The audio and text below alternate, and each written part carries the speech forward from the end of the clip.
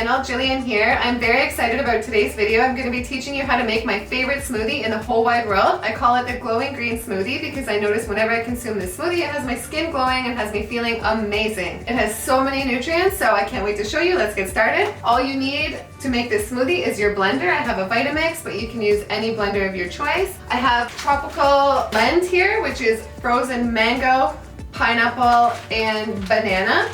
So you can buy them separately as well if you like. I have spirulina. So spirulina is amazing because it is actually loaded with so many nutrients for our body. It's a form of algae and it is actually super high in protein, which most people don't realize.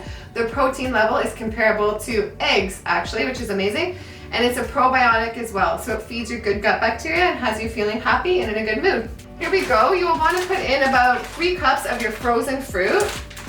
I will make mention that these yellow fruits, the pineapple, banana, and mango, are very good for your eyes as well. I like to add in a fresh banana. I do about 1 heaping tablespoon of the spirulina. So this adds such an excellent flavor. You will be blown away. And then we will add in about a cup of water to blend. So the water will vary depending how thick or how thin you like your smoothie. I personally like it a little thicker.